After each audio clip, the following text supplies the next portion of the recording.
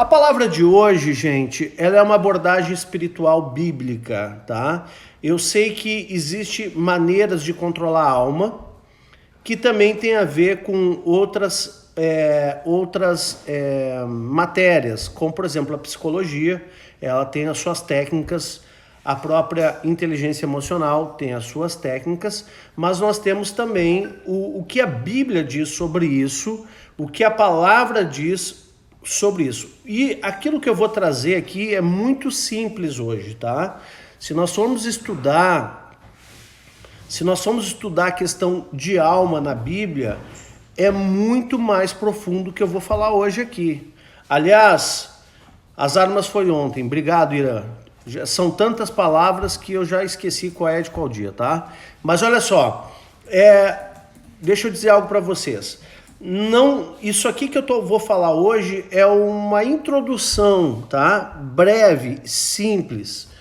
Existe, sim, associado ao que nós vemos na ciência, algo que foi entregue espiritualmente ao homem, que hoje a ciência chama de poder de pensamento positivo, poder, energia quântica, coisa e tal da ciência, que na verdade não é o assunto de hoje e também não é o campo de atuação que eu trabalho, mas eu reconheço a ciência. Mas deixa eu dizer para vocês, a alma, originalmente, quando Deus fez o homem, ele fez Adão e fez este homem alma vivente. Então, Adão tinha, através da sua psique, através da sua alma, poderes que, depois do pecado, eles foram reduzidos.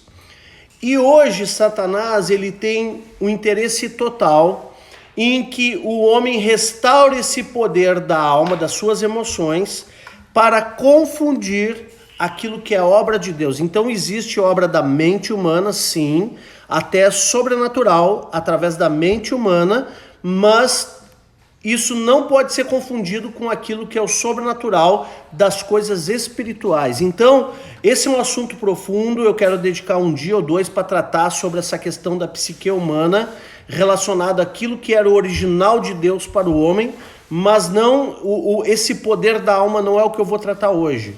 O que eu quero tratar hoje é justamente o que nós temos que organizar, estruturar as nossas almas, ou seja, as nossas emoções, para este tempo de confinamento. Olha quanta gente já está angustiada, já está que não aguenta mais o isolamento. Queridos, não é fácil viver distante das pessoas que a gente ama. E olha, eu estou aqui com a minha família, com a minha esposa e os meus filhos, estou isolado, eu não estou em Porto Alegre, mas mesmo estando com o meu núcleo familiar, como é difícil ficar longe dos irmãos que a gente ama. Gente, eu estou com a equipe de lista toda segunda-feira, com a igreja inteira, todos os domingos. A gente se visita, a gente come churrasco junto, a gente se ama, a gente convive. Sem falar na família, minha mãe também não está comigo, minha mãe, minha irmã, meus familiares. Gente, esse isolamento ele não é brincadeira, eu vou dizer, ele é difícil e é difícil para muitas pessoas. Talvez para algumas pessoas o coronavírus vai fazer menos mal do que esse isolamento. Então nós temos que encontrar na palavra de Deus recurso para nós superarmos esse tempo. Recurso para nós atravessarmos esse tempo da melhor forma possível. A gente não vive uma vida nessa terra de ideais, né? Infelizmente, a gente não vive uma vida ideal, né? Sabe aquela vida da propaganda da margarina, sabe? Aquela família feliz que tudo dá certo, que o cachorro faz xixi no vaso, puxa a descarga depois. Sabe essas coisas? Essa vida não existe, né? O meu cachorro, meu Deus do céu, só Jesus na causa, né? Aliás, quem quiser, eu tô ofertando, doando, vendendo, alguma coisa aí. Não, é brincadeira, porque senão eu vou arranjar um problema em casa, né? Esse é o amor de pai, ter um cachorro em casa por causa dos filhos, né? Quem já participou desse amor aí, por favor, se manifeste aí com um coraçãozinho. Aquele petzinho tão queridinho, né? Faz um negócio lá que ninguém aguenta. Meu Deus do céu. Bom, mas vamos lá então. Nós precisamos, amados, nesse tempo, entender o que a Bíblia diz para poder estruturar a nossa alma, ok? As verdades espirituais. Agora deixa eu só diferenciar uma coisa. A palavra de Deus, ela é espiritual? Sim. Mas ela também trabalha a nível de alma? Sim. A palavra de Deus, a Bíblia diz que a lei do Senhor restaura a alma, mas ela também restaura o espírito. Então, quando eu falo de alma, eu estou falando de alma e espírito, eu estou falando de um particionamento da minha identidade. Quando eu falo de alma, eu estou falando de mente, que é a sede da vontades, emoções, dos desejos, tudo fica na mente. E quando eu falo de espírito, eu falo também de consciência, o consciente, o subconsciente e o inconsciente, que é muitas vezes onde as pessoas que estão debaixo de uma possessão maligna, onde os demônios se alojam. A alma é a porta de entrada, mas ele trabalha o demônio ele vai trabalhar no inconsciente da pessoa, no inconsciente, subconsciente e às vezes até no consciente. Então são estruturas diferentes, a estrutura de organização onde fica a estrutura espiritual, que fica a nível consciente, inconsciente, subconsciente, e a estrutura de alma, que é a mente, onde é a sede da vontade, desejos e emoções. Então vamos começar a nossa palavra de hoje, tá? Esse assunto eu quero trazer com mais profundidade, talvez daqui a um tempo, que ele é um assunto um pouco mais denso, né? E como nós estamos já vivendo um tempo que é denso, então a gente tem que tentar melhorar a nossa condição momentânea, ok? Vamos lá então. Salmo 42, 5, olha o que a palavra diz. Por que está abatida, ó minha alma? Olha o que o salmista está falando. Por que está abatida a minha alma? Por que te perturbas dentro de mim?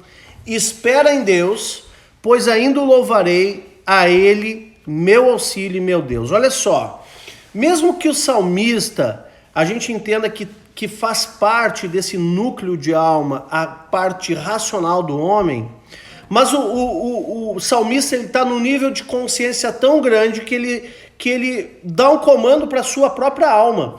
Ele diz assim, ó, por que tu estás abatido? Ele estabelece uma conversação, ele sai daquilo que ele está sentindo, ele sai do abatimento e conscientemente ele começa a dar comandos. E olha só, por que está abatido a minha alma? Por que te perturbas dentro de mim? Espera em Deus, ele deu um comando espiritual para sua alma. Espera em Deus, pois ainda o louvarei a Ele, meu auxílio e meu Deus. E eu quero te dizer, querido, espera em Deus, porque em breve você vai louvar e vai celebrar o Senhor, porque Ele vai te auxiliar a sair dessa situação, Ele vai nos auxiliar em nome de Jesus. Amém? Glória a Deus. Então, o primeiro ponto que eu quero tratar em relação ao que a palavra fala sobre a alma, o que a palavra mostra sobre a alma é o seguinte. Está em Tiago 3, versículo 2 a 6, e eu vou ler rapidamente aqui. O primeiro ponto antes da leitura é controle a sua língua. Não tem como nós controlarmos as nossas emoções, a nossa alma, sem controlar a nossa língua. Parece simples, mas muita gente não consegue controlar a sua língua. Então olha o que a palavra diz aqui em Tiago. Porque todos tropeçamos em muitas coisas. Agora, se alguém não tropeça no falar, é perfeito varão, capaz de refrear também todo o corpo. Então, se você não tropeça no falar, você é capaz de frear todo o corpo. Então esse negócio tem um poder aqui. Essa língua, ela tem poder. E olha o que diz a continuação. Ora, se pomos freio na boca de cavalos, e olha, os cavalos são bem maiores do que nós e bem mais pesados, né? Se pomos freio na boca de cavalos para nos obedecerem, também lhe dirigimos o corpo inteiro. Observar igualmente os navios que, sendo tão grandes e batidos de rijos ventos por um pequeníssimo leme, olha, pensa no leme do navio, um pequeno lemezinho, um baita navio, são dirigidos para onde queira o impulso do timoneiro. Assim também a língua, pequeno órgão, se gaba de grandes coisas. Vede como uma fagulha põe em brasas tão grande selva. Ora, a língua é fogo, é mundo de iniquidade. A língua está situada entre os membros de nosso corpo e contamina o corpo inteiro. E não só põe em chamas toda a carreira da resistência humana, como também é posta ela mesma em chamas pelo inferno. Olha só que profundo esse texto. Então, o que Tiago está dizendo aqui? Que a língua, ele faz duas comparações. Primeiro, que a língua, se você refrear a sua língua, você vai dominar o seu corpo inteiro. Então, se você refrear a sua língua, você vai dominar a sua mente. Ele compara essa questão da língua como o cavalo que é dominado porque foi colocado um freio na boca dele, na língua dele. Agora, pensa bem, também o navio, que é um negócio enorme, pesa milhares de toneladas, um lemezinho pequeno direciona para lá e para cá. Quando você tem essa consciência, você vai entender que a sua língua vai te direcionar para lá e para cá. Então a pessoa que fica só remoendo as suas angústias o dia inteiro, o que o coração dela vai ficar cheio? De amargura. Agora, se o linguajar da pessoa é linguajar de fé, muda tudo. Esses tempos eu ministrei no culto, né? Quando tinha culto, e em breve, se Deus quiser, vai ter culto, em nome de Jesus. Eu ministrei num culto na igreja, eu ministrei sobre a linguagem do reino e a linguagem do mundo. Tem dois tipos de linguagem. Tem a linguagem da pessoa que é grata por tudo que Deus faz, que ela agradece tudo, ela agradece pelo ar que respira, ela agradece quando está quente, ela agradece quando está frio, porque ela sabe que Deus é autor de tudo, então ela simplesmente agradece. Agora, tem pessoa que reclama, ela diz assim, louvado seja Deus, quando sai na porta, ai, mas que calor infernal, ou seja, já reclamou. Então, o povo ficou no deserto 40 anos porque ele murmurava, ele era rebelde. Mas o que conduzia a rebeldia do povo? A língua. Qual era a manifestação do povo, da rebeldia do povo de Israel? A sua própria língua. Ai, como eu gostava dos pepinos do Egito. Ai, como ela nos tirou de lá para morrer aqui nesse deserto. Ai, não sei o que. Ai, uiuia. E tem gente que é assim, passa o dia inteiro reclamando. E essa língua, ela está conduzindo a tua mente. Ela está conduzindo todo o teu corpo.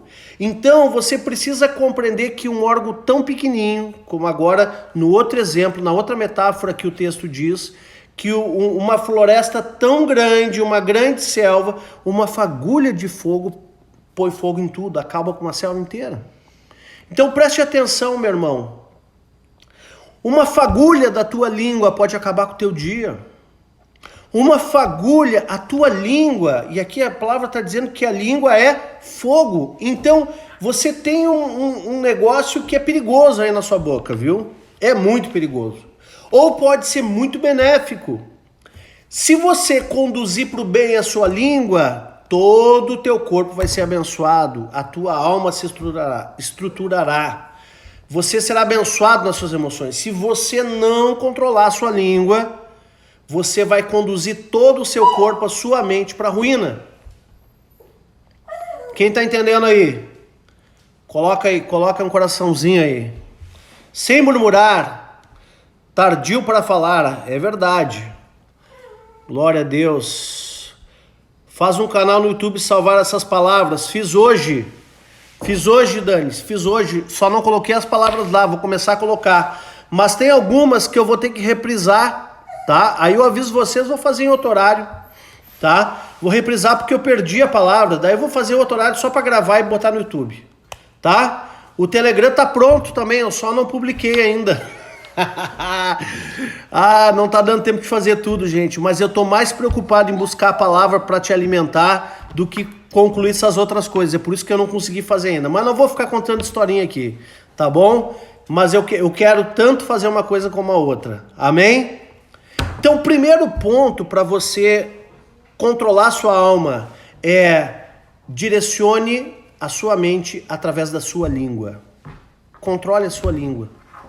Se você conseguir controlar a sua língua, a sua mente também será controlada. As suas emoções serão controladas. Agora, se você der livre curso para sua língua, botar fogo como é que se diz? Botar gasolina na fogueira ou botar fogo na floresta, você vai ver que daqui a um pouquinho você está todo contaminado. E aí é que está o problema. E aí entra o segundo ponto, que nós temos que, além de controlar a língua, nós temos que controlar o quê? O coração, né?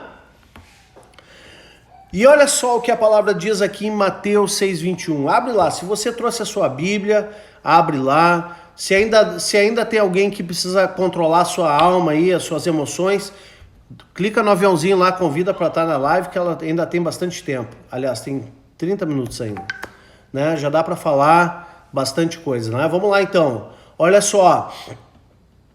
A primeira coisa, controle a sua língua, agora controle o seu coração. Olha só o que está aqui, tem muitas palavras sobre coração na Bíblia, mas assim, inúmeras. Eu trouxe algumas aqui que eu acho pertinente para esse momento, tá? Mas tem outras até melhores que essas que eu trouxe, tá? Mas é para a gente não transitar sempre nas mesmas, tá? Então a gente vai procurando variar os textos aqui para ver que a Bíblia, deixa eu te dizer um aspecto teológico da Bíblia. A Bíblia é inerrante. Ela foi escrita no período de aproximadamente 1500 anos, do primeiro autor até o último, no final do primeiro século. E dentre todos esses autores que escreveram a Bíblia, não tem nada que seja contrário uma coisa a outra. Então a Bíblia, ela tem uma característica de inerrância. Então olha só, por isso a gente procura toda a nossa palavra buscar em vários pontos, porque ela não colide uma com a outra, tá bom? Vamos lá então, Mateus 6,21, Jesus explicando, porque onde está o teu tesouro, aí estará também o teu coração. Então como é que eu guardo o meu coração? Eu guardo o meu coração selecionando aquilo que realmente tem valor para a minha vida, né? Eu posso estar colocando a minha vida em coisas que muitas vezes não eram para ser. Eu preciso revisar valores, eu preciso revisar posicionamentos em Deus para colocar o meu coração naquilo que realmente tem valor. Onde está o teu tesouro, aí está o teu coração. Então aquilo que tu valoriza é o que tu põe no teu coração. E aí vamos entender a continuação disso em Lucas 6,45. Olha o que a palavra diz aqui. O homem bom, do bom tesouro, do coração tira o bem. Só que esse homem bom foi o que botou o bom tesouro no coração. Porque onde está o teu tesouro, ele está no coração. Então, a tua mente decide qual é o seu tesouro. E o teu coração, a tua emoção, ela se conecta nisso, né? Então, o homem bom, do bom tesouro, do coração, tira o bem. E o mal, do mau tesouro, tira o mal. Então tem tesouro bom, tem tesouro bem. Qual é o tesouro que está no teu coração? E aí ele continua falando no mesmo texto, porque a boca fala do que o coração está cheio. Você quer controlar a sua língua, você também tem que saber o que tem no teu coração, porque você vai falar exatamente aquilo que o seu coração está cheio. Então se você colocar um bom tesouro no coração, você vai falar coisas que são oriundas desse bom tesouro. Se você colocar o mau tesouro no seu coração, você só vai falar coisas que são derivadas desse mau tesouro. Então a Bíblia está alertando, porque aonde está o teu tesouro, está o teu coração. Tesouro é aquilo que nós damos valor, né? Quando fala em tesouro, é aquilo que tem valor. O que nós estamos valorizando a ponto de colocar o nosso coração?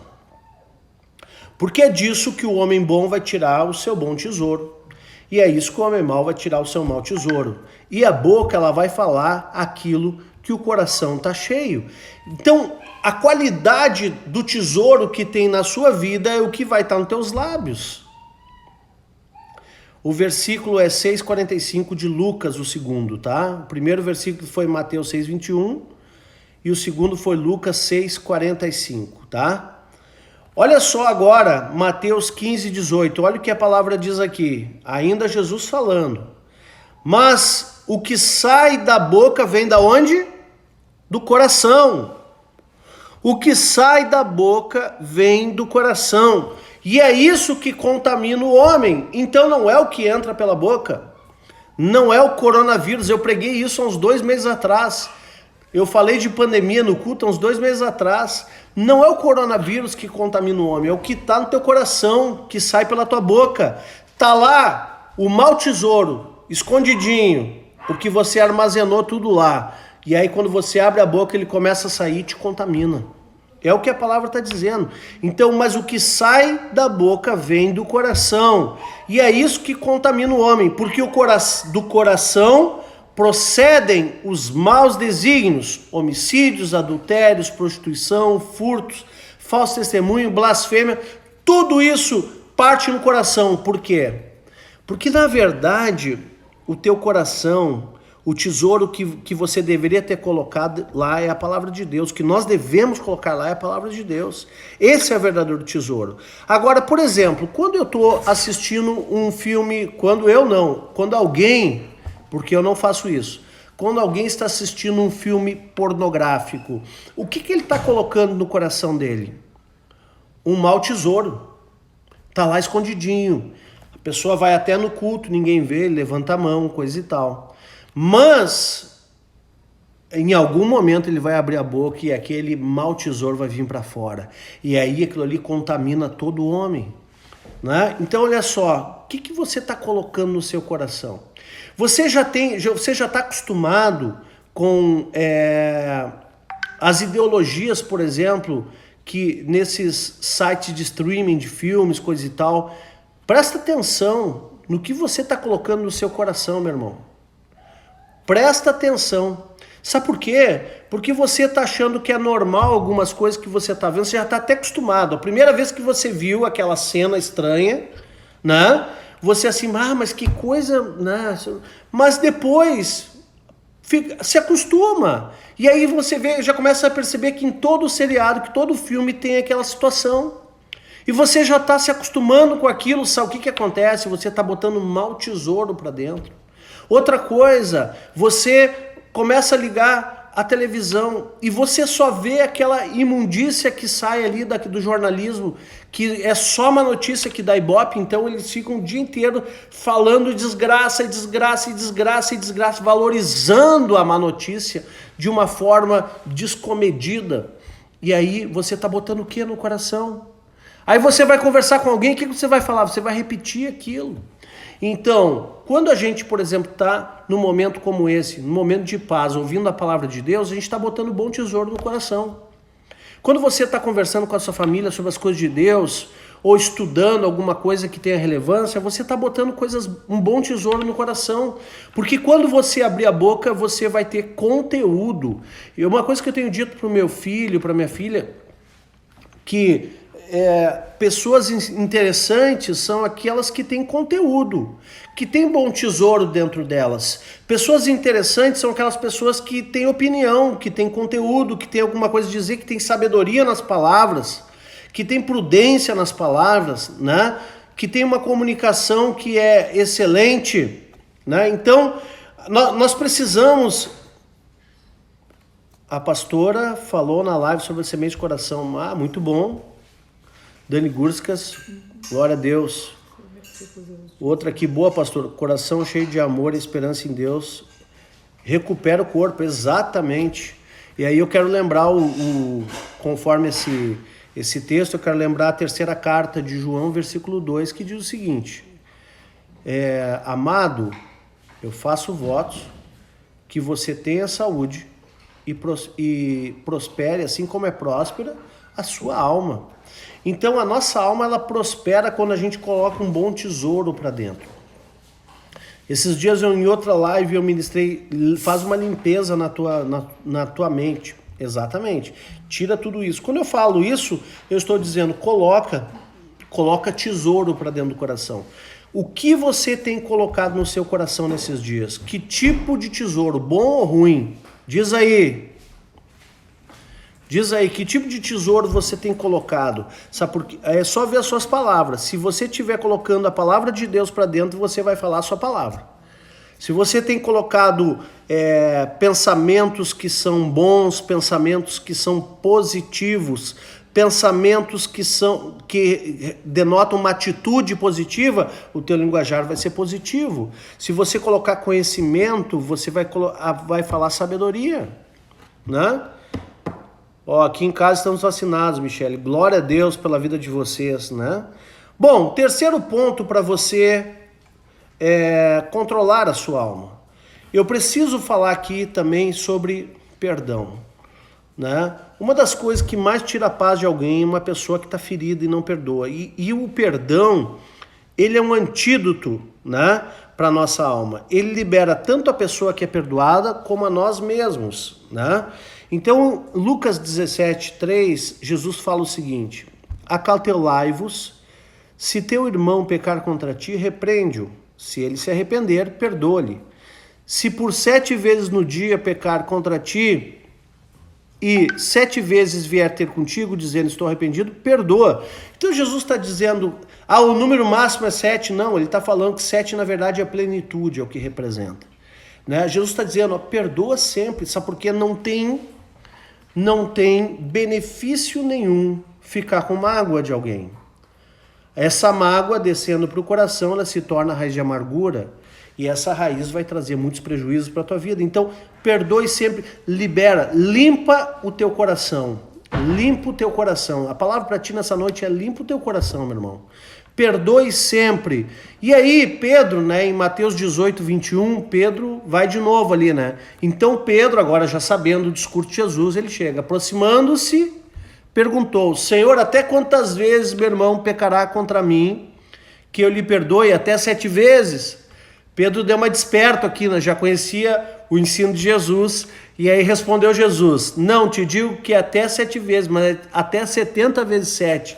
Então, para não ficar dúvida, que na verdade esse perdão, ele é um perdão infinito, é um perdão que você tem que perdoar sempre, é um mandamento que ele nos dá aqui, perdoa, perdoai-vos, perdoa, se teu irmão pecar, perdoa.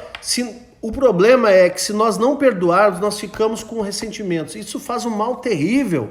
Isso baixa a tua imunidade, meu irmão. A mágoa, a tristeza, a indignação, todo esse cortisol, isso baixa a tua imunidade, né? Então, deixa eu te dizer. Quem está dizendo aqui, estamos colocando aquilo que é puro, o impuro dentro de nós. Amém. A Ju. Boa noite, pastor. Essa mensagem eu estava precisando. Amém, querida. Estamos aqui sempre. Não, é Luiz, né? Perdão, querido. Estamos aqui sempre, todas as noites, às 20 horas, trabalhando aqui para edificar a igreja. Amém? Então vamos lá, edificar a igreja do Senhor, não a igreja local. Todo aquele que quiser vir é bem-vindo, não importa sua denominação, não importa sua religião. O nosso objetivo aqui não é propaganda, nosso objetivo aqui é falar das coisas de Deus e trazer um bom tesouro para o teu coração. Amém? Então, Pedro quis dar uma desperta aqui, Jesus já aumentou o negócio, 70 vezes 7. Olha só, deixa eu te dizer algo. Limpa o teu coração. Se você não perdoar, você fica preso. Mas se você perdoar, você fica livre daquele ressentimento, daquela mágoa, e a pessoa também lá fica livre. Então, não existe nenhum tipo de benefício na falta de perdão. E outra coisa, a falta de perdão não muda o que aconteceu. A falta de perdão não corrige nada. Ela não muda. O que já aconteceu, já aconteceu. Então só cabe a nós que temos entendimentos e não somos governados pelas emoções, pelo contrário, nós governamos as nossas emoções porque conquistamos o entendimento espiritual da nossa alma. Como o salmista falou, porque te abate, espera em Deus, confia, porque você vai ver o livramento. Então, nós temos uma autoridade espiritual sobre as nossas almas, e nós temos autoridade para dizer, perdoa, não está com vontade mais, eu perdoo em nome de Jesus, eu confesso agora que eu faço uma confissão de perdão em nome de Jesus, né? Então, isso também vai te ajudar a controlar as tuas emoções. 4, vamos revisar aqui, tá voando o tempo. Controle a sua língua, controle o seu coração. Olha o tesouro que você está botando lá dentro, que é o que você vai falar depois. Perdoe sempre, Número 4, seja grato pela graça. Eu sei que muita gente fala hoje, seja grato, até quem faz processo de coach faz lá 50 motivos, 40 motivos de gratidão, tudo isso é muito bom, tá? Não estou dizendo que não, eu acho bacana fazer tudo isso, eu acho que isso aí desperta a consciência da gratidão, mas o que eu quero te trazer aqui agora é um foco bíblico, tá? Olha o que Paulo fala à igreja da Tessalônica, em 1 Tessalonicenses 5,18. Ele diz o seguinte, em tudo, esse é o linguajar do reino, em tudo dai graças, porque esta é a vontade de Deus em Cristo Jesus para convosco. Então, uma coisa é eu ser grato, porque um coração grato prospera, um coração grato, tudo isso é verdade, não está errado, tá? Mas outra coisa é eu ter a consciência espiritual que essa é a vontade de Deus em Cristo Jesus para nós. Então, quando eu tenho essa verdade revelada em mim, eu sou grato pelo passarinho que está cantando, eu sou grato pelo ar que eu respiro, eu sou grato porque eu acordei, eu sou grato porque teve um sol lindo, mas sou grato pela chuva que caiu hoje também, aqui choveu, né? Então, seja grato em tudo, dando graças a quem? A Deus. Não é uma gratidão sem endereço, não é uma gratidão só para treinamento de mente, mas é uma gratidão a alguém. Essa gratidão que reconhece os feitos de alguém chama-se louvor, né? Então, quando nós falamos louvado seja Deus, essa expressão sozinha não significa nada. Agora, se eu disser louvado seja Deus, porque mais um dia ele me deu vida, aí tem sentido. Louvado seja Deus porque o sol nasceu, louvado seja Deus pela comida que eu tive na mesa hoje, isso tem sentido. Louvado seja Deus, sem reconhecer o feito dele, é só um chavão, né? Nós temos que reconhecer. Então, dar graças significa louvar a Deus em todo o tempo e expressar gratidão a Ele por tudo que Ele faz por nós. Isso é um nível acima do que simplesmente ser uma pessoa grata. Mas é uma pessoa que, além de grata, ela louva e reconhece o que Deus está proporcionando pela sua vida. E quanto a isso, deixa eu te dizer que ser grato a Deus, tá? Ser grato a Deus é algo que vai desenvolver uma visão de louvor a Deus em todo o tempo. Então, você quer louvar o Senhor em todo o tempo? Comece a agradecer a Deus por tudo que Ele faz. E como eu falei no tópico 4, eu disse, seja grato pela graça. E aí eu quero ler o que Paulo diz agora na carta de Coríntios, à igreja de Corinto, né? Segunda carta aos Coríntios, capítulo 4, versículo 15. E ele diz assim, porque todas as coisas existem por amor de vós, para que a graça multiplicando se torne abundantes as ações de graças por meio de muitos para a glória de Deus. Então olha só, aqui ele fala claramente que todas as coisas existem por amor que Deus teve por nós. Ele nos amou primeiro. Então, Deus nos amou primeiro e todas as coisas existem porque Ele nos amou. E aí ele diz assim, para que a graça multiplicando se torne abundante as ações de graça. Então, olha só, a graça ela vai se multiplicar na nossa vida. Quanto mais nós damos graças, reconhecemos e louvamos a Deus por tudo que Ele faz, essa graça se multiplica sobre nós. E aí, ele diz assim, torne abundante as ações de graça por meio de muitos. Então existe a graça relacionada a louvor e gratidão, mas agora ações de graça. Ações de graça é uma ação, aquilo que você faz por graça. Essa graça se multiplica na tua vida. Por exemplo, eu adoro a Deus, eu louvo a Deus, reconheço tudo que Ele faz e essa graça se multiplica sobre mim de tal forma abundante que agora eu exerço graça sobre os outros. E deixa eu te dizer, a graça de Deus, a graça no conceito original da Bíblia judaica, no contexto original judaico, onde a Bíblia foi escrita, né? Lá no hebraico, eu não vou lembrar a palavra em hebraico agora, me falta a memória, me perdoem. Talvez numa outra oportunidade possa falar sobre isso, mas a primeira vez que aparece graça na Bíblia foi quando Noé achou graça diante dos olhos de Deus. E o que aconteceu? Noé, ele foi salvo pela graça. Noé, ele foi salvo. Então, o que significa graça no original? Significa perdão de parte de uma dívida. O homem estava pecado? Sim. Lá, e Deus decidiu destruir a humanidade naquela época. Mas qual a parte que Noé teve que pagar? Ele teve que obedecer e fazer a arca. Se ele não tivesse feito, ele ia morrer também. Jesus também pagou a nossa dívida, mas tem uma parte que cabe a nós, que é decidir viver por ele, que é obedecer os seus mandamentos, que é nos arrepender. Jesus não aceita ninguém sem arrependimento. Então tem uma parte da dívida que nós temos que pagar, que é nos arrepender. É claro que a salvação é pela graça, mediante a fé, né?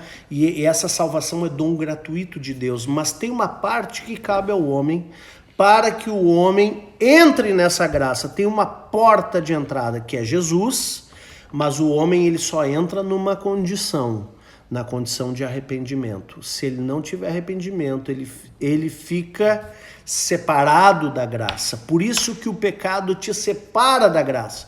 Mas quando você fica...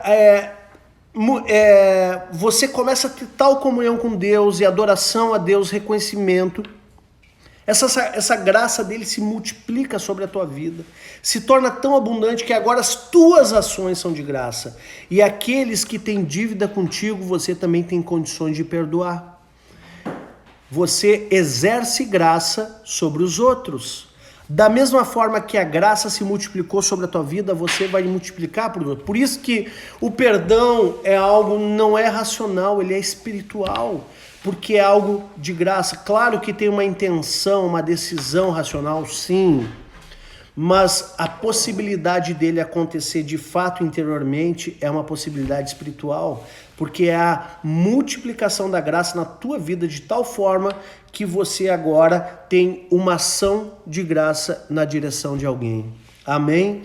Tudo isso para a glória de Deus. Isso é a manifestação da glória de Deus sobre a terra. Glória a Deus, que Deus abençoe. Vamos lá, quem está recebendo aí, clica no coraçãozinho. Meu Deus, já está terminando. Vamos para o quinto ponto, para você conquistar, para você controlar a sua alma. Quem está recebendo essa palavra hoje aí, gente? Quem está recebendo no seu coração? Mais de 1 minuto de gap. Quem está recebendo no seu coração a palavra aí? Clica no coraçãozinho aí. Gente, olha só. O quinto ponto é: aceite a aprovação e espere em Deus. Meu Deus, mas como isso, pastor? Aceite a aprovação e espere em Deus. Talvez, olha só, quando o Egito passou pelas pragas, mesmo que a praga não tocasse nos hebreus, essa era a melhor, não era uma situação boa não, mas até porque assim, ó, o Nilo se transformou em sangue, aí pegava todo mundo. Deixa eu te dizer uma coisa, mesmo que algumas pragas não tocaram os hebreus, aquele era o melhor de Deus para o povo dele.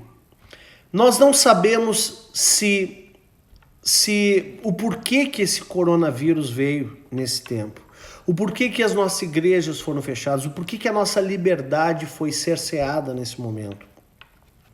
Mas nós temos que entender que esse é o melhor de Deus para nós, independente. Então, olha o que Tiago fala no capítulo 1, versículo 2. Meus irmãos, tende por motivo de toda alegria o passar por várias provações.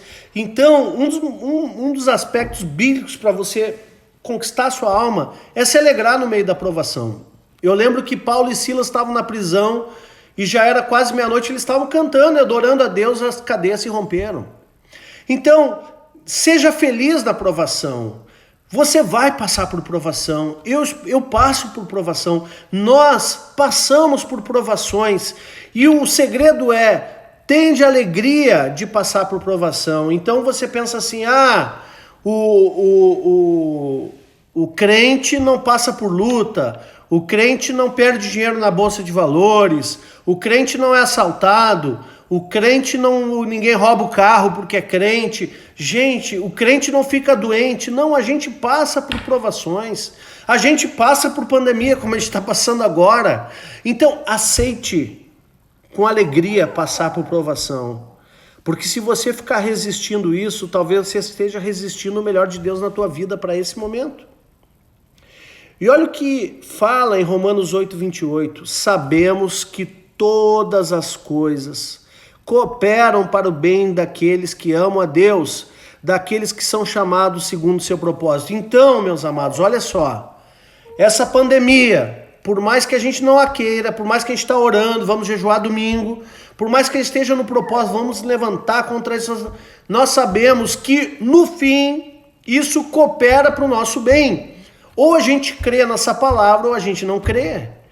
Nós temos que entender, e eu creio, mas eu creio, e acho que você crê também. Quem crê, coloca aí, eu creio. Isso, por mais que a igreja esteja fechada, por mais que o mercado, o comércio esteja fechado, por mais que muitos estão perdendo recursos, esse é o melhor de Deus e seja feliz com isso. Sabe por quê? Porque a melhor maneira de passar uma provação é com alegria.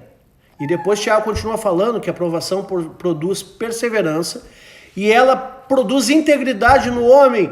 Então, existe um texto que diz assim, da tristeza de rosto se faz melhor o coração. Hoje você pode estar triste, mas o teu coração está ficando melhor.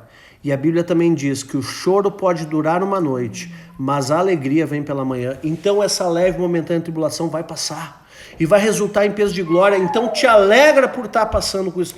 Passe esse momento com alegria. E agora um texto que muitos conhecem, Filipenses 4:9. Já estou terminando, o horário já estourou.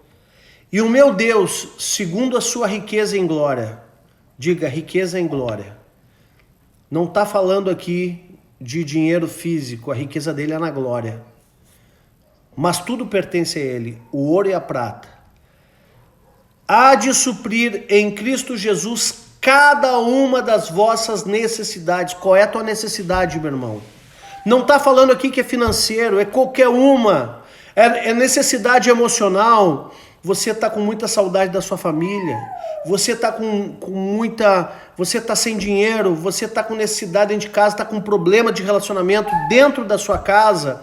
Você está com necessidade de trabalho. Você está com necessidade de compreender esse momento. Toda necessidade tem uma provisão em Jesus Cristo. O meu Deus, segundo a sua riqueza em glória, há de suprir em Cristo Jesus cada uma das vossas necessidades. E o segredo aqui é que a tua necessidade, ela só pode ser suprida em Cristo Jesus, porque Ele tem a provisão para qualquer necessidade. Ele tem a provisão para qualquer necessidade. Então, se você crê nisso, se expresse, coloque um coraçãozinho aí, diga, eu creio. Se a tua alma está perturbada, Deus tem em Cristo Jesus o suprimento para a tua alma. Se a tua necessidade é emocional, Ele tem provisão para a tua alma. Se a tua necessidade é financeira, Ele tem provisão para a tua necessidade. Ele tem provisão para qualquer necessidade.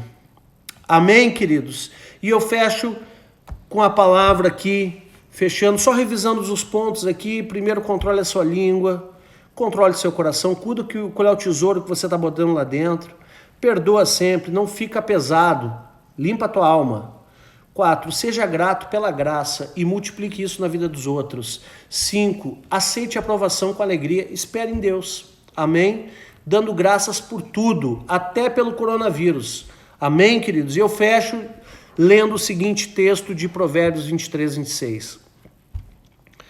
Dá-me, filho meu, o teu coração, e os teus olhos se agradem dos meus caminhos.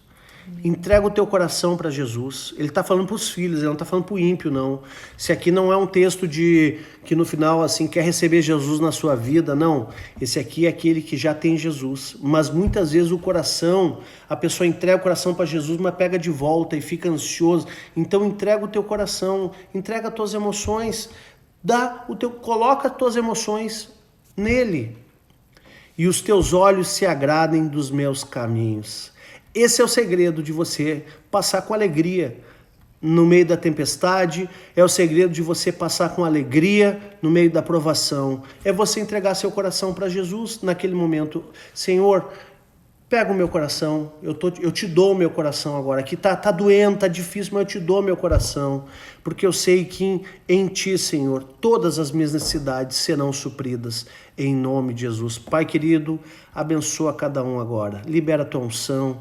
Todo aquele que está ouvindo essa palavra, quer seja gravada, quer seja ao vivo, Senhor, que a tua unção possa tocar, porque a tua unção é atemporal.